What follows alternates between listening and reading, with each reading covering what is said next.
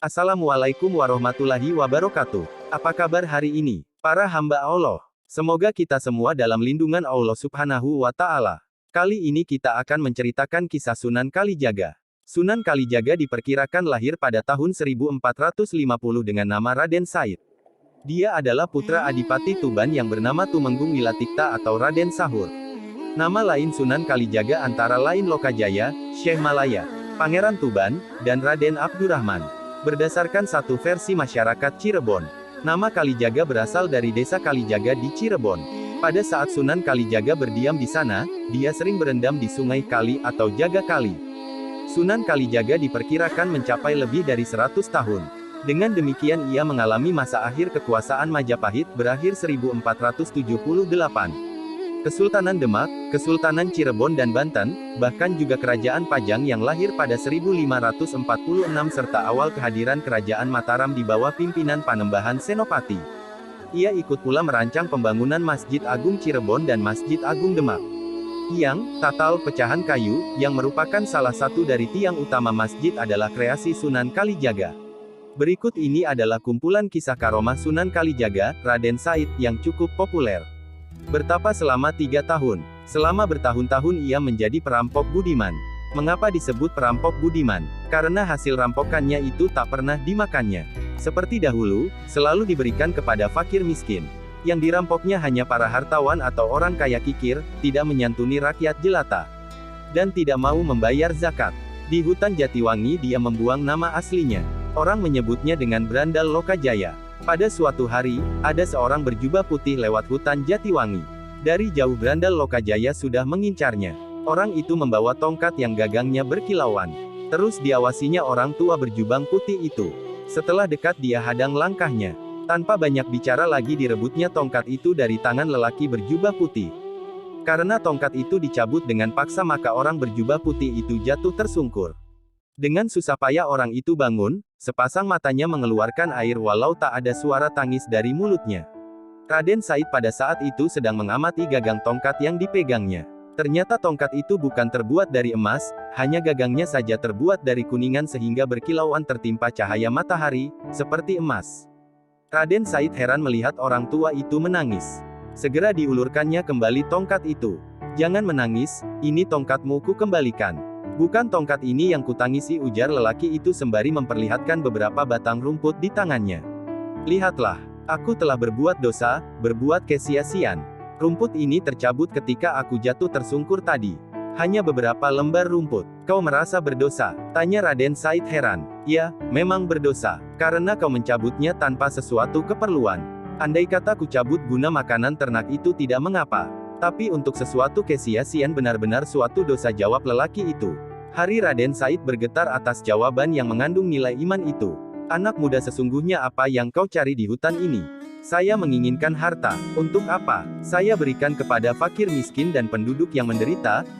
Sungguh mulia hatimu, sayang, caramu mendapatkannya yang keliru." "Orang tua, apa maksudmu?" "Boleh aku bertanya anak muda?" desa orang tua itu. "Jika kau mencuci pakaianmu yang kotor dengan air kencing, apakah tindakanmu itu benar?" "Sungguh perbuatan bodoh," sahut Raden Said. "Hanya menambah kotor dan bau pakaian saja." Lelaki itu tersenyum, "Demikianlah amal yang kau lakukan.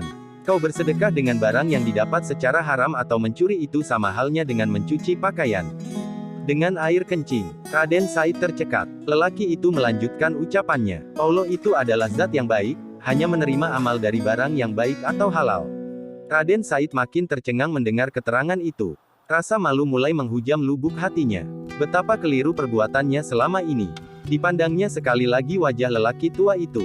Agung dan berwibawa namun mencerminkan pribadi yang welas asih. Dia mulai suka dan tertarik dengan lelaki tua berjubah putih tersebut. Banyak hal yang terkait dengan usaha mengentaskan kemiskinan dan penderitaan rakyat pada saat ini. Kau tidak bisa merubahnya hanya dengan memberi bantuan makan dan uang kepada para penduduk miskin. Kau harus memperingatkan pada penguasa yang zalim agar mau mengubah caranya memerintah yang sewenang-wenang. Kau juga harus dapat membimbing rakyat agar dapat meningkatkan taraf kehidupannya. Raden Said semakin terpana, ucapan seperti itulah yang didambakannya selama ini. "Kalau kau tak mau kerja keras dan hanya ingin beramal dengan cara yang mudah maka ambillah itu. Itu barang halal, ambillah sesukamu. Berkata demikian lelaki itu menunjuk pada sebatang pohon aren. Seketika itu pohon berubah menjadi emas. Sepasang mata Raden Said terbelalak. Dia adalah seorang pemuda sakti dan banyak ragam pengalaman yang telah dikecapnya. Berbagai ilmu yang aneh-aneh telah dipelajarinya. Dia mengira orang itu mempergunakan ilmu sihir. Kalau benar orang itu mengeluarkan ilmu sihir, ia pasti dapat mengatasinya. Tapi setelah mengerahkan ilmunya, pohon aren itu tetap berubah menjadi emas. Berarti orang tua itu tidak menggunakan sihir. Ia benar-benar merasa heran dan penasaran, ilmu apakah yang telah dipergunakan orang tua itu sehingga mampu merubah pohon menjadi emas. Raden Said terdiam beberapa saat di tempatnya berdiri. Dia mencoba memanjat pohon aren itu. Benar-benar berubah jadi emas seluruhnya. Ia ingin mengambil buah aren yang telah berubah menjadi emas berkilauan itu. Mendadak buah aren itu rontok, berjatuhan mengenai kepala Raden Said. Pemuda itu jatuh terjerembab ke tanah roboh dan pingsan. Ketika sadar, buah aren yang rontok itu telah berubah menjadi hijau seperti aren-aren yang lainnya. Raden Said bangkit berdiri, mencari orang tua berjubah putih tadi.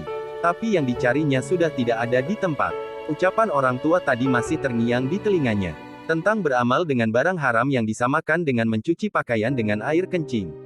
Tentang berbagai hal yang terkait dengan upaya memberantas kemiskinan. Raden Said mengejar orang itu. Segenap kemampuan dikerahkannya untuk berlari cepat, akhirnya dia dapat melihat bayangan orang tua itu dari kejauhan. Sepertinya santai saja orang itu melangkahkan kakinya, tapi Raden Said tak pernah bisa menyusulnya. Jatuh bangun terseok-seok dan berlari lagi, demikianlah setelah tenaganya habis terkuras dia baru bisa sampai di belakang lelaki berjubah putih itu. Lelaki berjubah putih itu berhenti, bukan karena kehadiran Raden Said melainkan di depannya terbentang sungai cukup lebar. Tak ada jembatan dan sungai itu tampaknya sangat dalam dengan apa dia harus menyeberang. Tunggu, ucap Raden Said ketika melihat orang tua itu hendak melangkahkan kakinya lagi. Sudilah kiranya Tuan menerima saya sebagai murid, pintanya. Menjadi muridku, tanya orang tua itu sembari menoleh. Mau belajar apa? Apa saja, asal Tuan menerima saya sebagai murid. Berat sekali anak muda, bersediakah engkau menerima syarat-syaratnya? Saya bersedia. Lelaki itu kemudian menancapkan tongkatnya di tepi sungai. Raden Said diperintah menunggui tongkat itu. Tak boleh beranjak dari tempat itu sebelum orang tua itu kembali menemuinya. Raden Said bersedia menerima syarat ujian itu. Selanjutnya lelaki itu menyeberangi sungai. Sepasang mata Raden Said terbelalak heran, lelaki itu berjalan di atas air bagaikan berjalan di daratan saja. Kakinya tidak basah terkena air, ia semakin yakin calon gurunya itu adalah seorang lelaki berilmu tinggi, waskita dan mungkin saja golongan para wali. Setelah lelaki tuan itu hilang dari pandangan Raden Said, pemuda ini duduk bersila. Dia teringat suatu kisah ajaib yang dibacanya di dalam Al-Quran, yaitu kisah Ashabul Kahfi, maka ia segera berdoa kepada Tuhan supaya ditidurkan seperti para pemuda di Goa Kahfi ratusan tahun yang silam. Doanya dikabulkan. Raden Said tertidur dalam semedinya selama 3 tahun. Akar dan rerumputan telah merambati tubuhnya dan hampir menutupi sebagian besar anggota tubuhnya. Setelah 3 tahun lelaki berjubah putih itu datang menemui Raden Said. Tapi Raden Said tak bisa dibangunkan. Barulah setelah mengumandangkan azan pemuda itu membuka sepasang matanya. Tubuh Raden Said dibersihkan, diberi pakaian baru yang bersih. Kemudian dibawa ke Tuban. Mengapa dibawa ke Tuban? Karena lelaki berjubah putih itu adalah Sunan Bonang. Raden Said kemudian diberi pelajaran agama sesuai dengan tingkatannya, yaitu tingkat para waliullah. Di kemudian hari Raden Said terkenal dengan sebutan Sunan Kalijaga. Kalijaga artinya orang yang menjaga sungai, karena dia pernah bertapa di tepi sungai. Ada yang mengartikan Sunan Kalijaga adalah penjaga aliran kepercayaan yang hidup pada masa itu. Dijaga maksudnya supaya tidak membahayakan umat, melainkan diarahkan kepada ajaran Islam yang benar. Lantunan ayat suci Al-Quran menggetarkan Kadipaten Tuban. Setelah bertahun-tahun ditinggalkan kedua anaknya, Permaisuri Adipati Wilatikta seperti kehilangan gairah hidup. Terlebih setelah usaha Adipati Tuban menangkap para perampok yang mengacau Kadipaten Tuban membuahkan hasil. Hati ibu Raden Said seketika terguncang. Kebetulan saat ditangkap oleh prajurit Tuban, kepala perampok itu mengenakan pakaian dan topeng yang persis dengan yang dikenakan oleh Raden Said. Rahasia yang selama ini tertutup rapat terbongkarlah sudah. Dari pengakuan perampok itu tahulah Adipati Tuban bahwa Raden Said tidak bersalah. Ibu Raden Said menangis sejadi-jadinya. Dia benar-benar telah menyesal mengusir anak yang sangat disayanginya itu. Sang ibu tak pernah tahu bahwa anak yang didambakannya itu bertahun-tahun kemudian sudah kembali ke Tuban. Hanya saja tidak langsung ke istana Kadipaten Tuban, melainkan ke tempat tinggal Sunan Bonang. Untuk mengobati kerinduan sang ibu, tidak jarang Raden Said mengerahkan ilmunya yang tinggi, yaitu membaca Quran jarak jauh lalu suaranya dikirim ke istana Tuban. Suara Raden Said yang merdu itu benar-benar menggetarkan dinding istana Kadipaten, bahkan mengguncangkan isi hati Adipati Tuban dan istrinya. Tapi Raden Said masih belum menampakkan dirinya. Banyak tugas yang masih dikerjakannya. Di antaranya menemukan adiknya kembali. Pada akhirnya, dia kembali bersama adiknya yaitu Dewi Rasawulan. Tak terkirakan betapa bahagianya Adipati Tuban dan istrinya menerima kedatangan putra-puterinya yang sangat dicintainya itu. Karena Raden Said tidak bersedia menggantikan kedudukan ayahnya, akhirnya kedudukan Adipati Tuban diberikan kepada cucunya sendiri yaitu putra Dewi Rasawulan dan Empu Supa. Dikubur hidup-hidup. Pada suatu hari, Sunan Kalijaga merasa hatinya belum sepenuhnya bersih, beliau datang kepada Sunan Bonang untuk meminta petunjuk. Tidak lama kemudian Sunan Bonang memberikan jawaban kepada Sunan Kalijaga untuk dikubur hidup-hidup. Atas niat yang ikhlas untuk membersihkan hati dari nafsu duniawi, Sunan Kalijaga pun bersedia untuk dikubur. Keesokan harinya upacara tersebut dilakukan, Sunan Kalijaga dikubur selama 40 hari. Atas izin Allah Subhanahu wa Ta'ala, Sunan Kalijaga tetap hidup dan selamat. Namun selama di dalam kubur Sunan Kalijaga terus berzikir kepada Allah Subhanahu wa Ta'ala, dan pada malam hari terakhir ada sebuah sinar cahaya dari langit yang jatuh dan merasuk ke dalam tubuh Sunan Kalijaga. Hingga keesokan harinya anggota para wali berkumpul untuk menggali kuburan yang telah ditempati oleh Sunan Kalijaga. Semua para anggota wali menyaksikan keberhasilan Sunan Kalijaga tersebut. Selanjutnya Sunan Kalijaga melanjutkan kembali untuk penyebaran agama Islam di Nusantara ini. Memiliki ilmu berubah wujud. Suatu ketika, di pinggiran hutan yang lebat, tatkala Kanjeng Sunan Kalijaga tengah melakukan perjalanan syiar Islam, ia dicegat oleh segerombolan perampok yang sudah terkenal kekejamannya. Dengan polos wali yang juga dikenal sebagai Syekh Malaya ini mengatakan bahwa dirinya tak memiliki harta yang layak. Tetapi apalah cur, pemimpin perampok itu tak mempercayainya. Bahkan dengan garang ia memerintahkan anak buahnya untuk menggeledah. Mendapat perlakuan yang tidak senonoh, Sunan Kalijaga hanya tersenyum. Ia bertekad untuk memberi pelajaran kepada para perampok itu agar kembali ke jalan yang benar. Manakala mereka mulai mendekat, dengan tenang Kanjeng Sunan Kalijaga mengibaskan kain panjang yang tersampir di pundaknya. Dan apa yang terjadi? Tenaga kibasan itu ternyata mampu membuat para perampok porak-poranda. Melihat kejadian itu, Ki Jakhana, sang pemimpin perampok menjadi berang. Ia langsung memasang kuda-kuda dan bersiap-siap menyerang Kanjeng Sunan Kalijaga dengan pedangnya. Dengan gerakan yang garang, ia mulai mendekati sasarannya. Sekali ini, Sunan Kalijaga merapalkan ilmu malih rupa. Begitu usai, mendadak tubuh Kanjeng Sunan Kalijaga telah berada tak jauh dari Ki Jakhana. Ki Jakhana semakin bernafsu. Dengan teriakan keras ia langsung menyabetkan pedangnya ke tubuh Sunan Kalijaga. Aneh, Kanjeng Sunan Kalijaga tak menghindar. Ia membiarkan pedang yang demikian tajam itu menghantam tubuhnya. Melihat kejadian itu, sudah barang tentu membuat para pengikut Ki Jakhana menjadi berang. Dengan ganas salah seorang anak buah Ki Jakhana melabrak. Begitu ia akan melompat, sebuah tangan yang halus telah menahan gerakannya. Tangan Kanjeng Sunan Kalijaga. Belum sempat ia membuka mulut, dengan penuh wibawa Kanjeng Sunan Kalijaga berkata, "Jangan panik, yang diserang hanyalah pohon asam. Bukan aku." Ketika anak buah Ki Jakhana ini akan bertanya lebih jauh, terdengar suara lembut Kanjeng Sunan Kalijaga menambahkan, "Jika ingin tahu, pejamkanlah matamu. Lihatlah dengan mata batinmu, maka engkau akan tahu apa yang terjadi." Beberapa anak buah Ki Jakhana pun melakukan apa yang disarankan oleh Kanjeng Sunan Kalijaga. Dan apa yang terjadi? Mereka melihat, dengan membabi buta Ki Jakhana yang merasa membabatkan pedangnya ke tubuh Sunan Kalijaga itu ternyata hanya menetakkan pedangnya ke batang pohon asam. Karena tubuh yang ditebas tak juga roboh, akhirnya Ki Jakhana kehabisan tenaga. Dan ia menjadi terkejut bercampur malu, tatkala Kanjeng Sunan Kalijaga mulai mencabut ilmunya, ternyata ia hanya menetak sebatang pohon asam. Akhirnya, Ki Jakhana menyerah dan menyatakan taubat serta memeluk agama Islam yang disebarkan oleh Kanjeng Sunan Kalijaga. Mengubah tanah menjadi emas. Ki Pandan Arangi yang dalam pemerintahannya cukup merasa sangat menderita dan karena putri kesayangan yang cantik jelita menderita sakit lumpuh.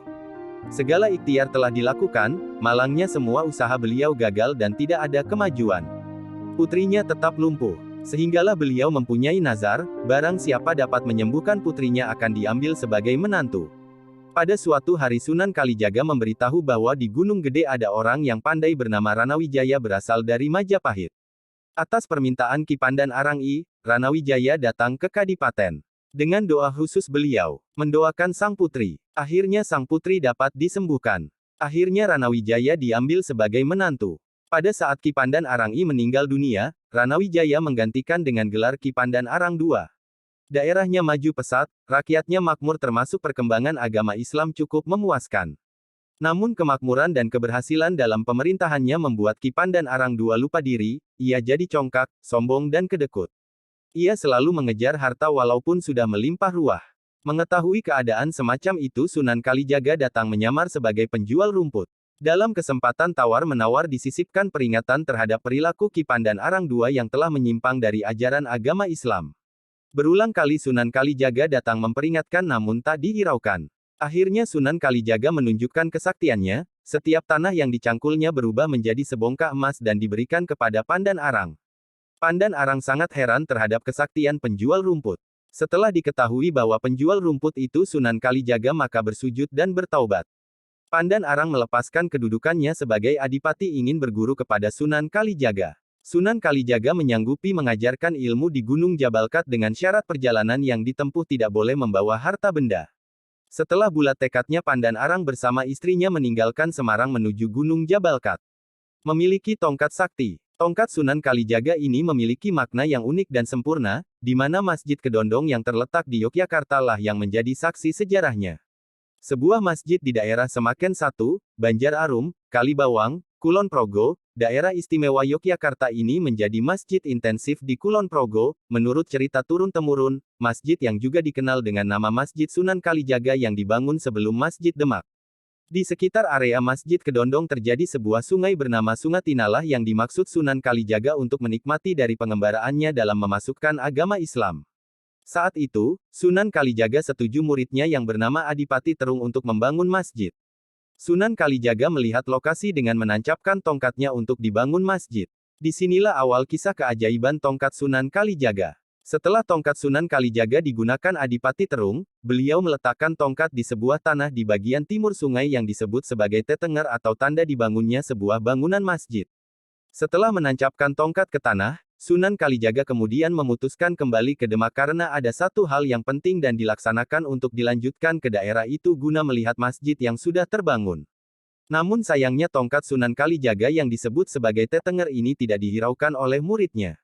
Setelah mendapat perintah dari Sunan Kalijaga itu, Adipati Terung meneliti tanda tahu Tetenger pembangunan dari Sunan Kalijaga. Setelah diteliti, tongkat itu dekat dengan sungai.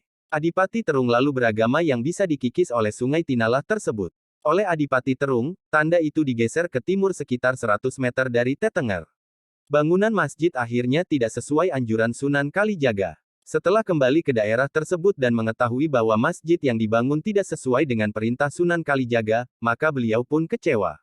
Masjid belum selesai dan belum memberi atap. Ia mengatakan, bodoh teman opo wis tak Tetenger atau melaksanakan masjid atau dikei tutup atau atap bodoh sekali, udah dikasih tanda tidak dilaksanakan, masjid gak dikasih atap akhirnya bagian atas masjid diberi daun alang-alang sebagai korban atapnya.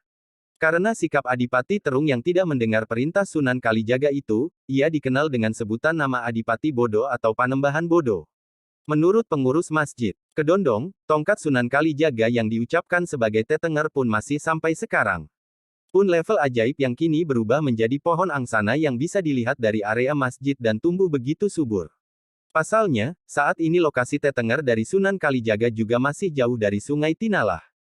Bahkan, di dekat Tetenger itu juga muncul belik atau mata air yang sampai saat ini airnya masih keluar. Muridnya menjadi monyet, sering berdakwah dan menyebarkan ilmu kepada masyarakat membuatnya mempunyai banyak murid. Namun tidak semua muridnya penurut, ada pula yang masih membangkang. Sunan Kalijaga pernah menyuruh para santrinya untuk segera bersiap menunaikan salat Jumat. Namun santri-santri tersebut tidak mengindahkan panggilan Sunan dan masih asyik bermain di sungai. Bahkan sampai salat selesai, anak-anak tersebut masih bermain. Tapi bukannya menegur, Sunan Kalijaga hanya mengatakan dalam hati bahwa santrinya mirip binatang. Tak disangka, tiba-tiba para santri yang tadi asyik bermain kaget melihat tubuh mereka mengeluarkan ekor seperti kera. Mengetahui kesalahan mereka, para santri yang sudah sepenuhnya menjadi kera itu pun meminta maaf namun keadaan mereka tidak berubah. Kini para kera yang terdiri dari 3 kelompok itu diyakini jumlahnya tidak bertambah ini hidup di sekitar pertapaan Sunan Kalijaga. Mengubah pasir menjadi beras. Pada saat Sunan Kalijaga tiba di sebuah dusun, Sunan Kalijaga merasa sedih karena rakyat di dusun itu banyak yang kelaparan, sementara kepala dusunnya hidup dalam kemewahan dari hasil jerih payah rakyatnya. Kemudian Sunan Kalijaga melihat seorang miskin datang ke kepala dusun. Dia minta dipinjami beras seliter untuk makan anaknya yang belum makan. Namun semuanya tidak didengar kepala dusun, malahan dia berkata, bahwa karung-karung miliknya itu berisi pasir, bukan beras. Mendengar kebohongan itu, Sunan Kalijaga lalu berdoa kepada Allah Subhanahu wa Ta'ala agar mengubah semua beras dalam karung itu menjadi pasir. Ternyata, doa itu dikabulkan Allah Subhanahu wa Ta'ala. Kepala dusun itu terperanjat kaget, aku rugi gara-gara kamu, tahu. Beras-berasku berubah semua menjadi pasir, bentak kepala dusun dengan penuh kekesalan. Loh, bukannya tadi kata juragan semua karung itu memang isinya pasir, bukan beras. Kata orang miskin tadi. Penduduk pun berdatangan melihat kejadian itu. Kepala dusun itu segera minta tolong kepada Sunan Kalijaga. Kanjeng Sunan tolonglah saya. Kembalikan beras-beras saya yang akan saya jual ini, pinta kepala dusun setengah memelas. Loh, bukannya engkau tadi mengatakan isi karung ini memang pasir? Sunan Kalijaga menyindir kepala dusun yang kikir tersebut. Ampun Kanjeng Sunan, tadi karung-karung ini memang berisi beras. Saya tadi hanya berbohong kepada orang miskin itu agar tidak meminjam beras yang saya miliki, ujar kepala dusun. Kepala dusun menyesal dan berjanji akan membagikan beras miliknya pada penduduk kampung. Kepala dusun pun ingin Sunan Kalijaga berkenan mengangkatnya menjadi muridnya. Kemudian Sunan Kalijaga pun berdoa semoga Allah Subhanahu wa Ta'ala mengampuninya dan mengembalikan pasir itu menjadi beras kembali. Allah Subhanahu wa Ta'ala mengabulkan doa Sunan Kalijaga. Maka pasir yang ada dalam karung-karung itu kembali menjadi beras. Kemudian kepala dusun itu membagikan berasnya kepada penduduk kampung, termasuk kepada orang miskin tadi. Sunan Kalijaga mendatangkan hujan. Pada masa kemunduran kerajaan Majapahit, kondisi politik Nusantara carut-marut. Perang saudara, kudeta, pemisahan wilayah, hingga korupsi upeti muncul setiap hari. Terlebih datangnya musim kemarau yang panjang, kondisi inilah yang memicu ketakutan masyarakat untuk bekerja mengolah lahan pertanian mereka. Sehingga kelaparan dan kesengsaraan melanda sebagian besar rakyat di Nusantara. Mendengar begitu memprihatinkannya kondisi masyarakat, Sunan Kalijaga mengetahui kondisi masyarakat. Setelah melakukan perjalanan cukup jauh, tibalah di suatu perkampungan yang kering dan tandus. Dari kejauhan Sunan Kalijaga melihat ada sekumpulan warga di tengah tanah lapang. Setelah berusaha mendekat, beliau melihat seorang perempuan dengan tangan terikat diseret ke tengah lapangan. Kemudian perempuan yang mengenakan pakaian serba putih itu, segera dibaringkan di atas altar oleh sejumlah orang. Wahai Dewa Hujan, terimalah persembahan kami. Curahkan limpahan airmu ke bumi yang gersang ini, kata pemimpin upacara sambil mencabut belati dari baik pinggangnya. Melihat perlakuan pemimpin upacara yang menyerupai perbuatan orang jahiliyah, Kanjeng Sunan Kalijaga langsung berusaha menghentikan ritual itu. Beliau kemudian mempertanyakan maksud ritual. Kami mengharap turunnya hujan.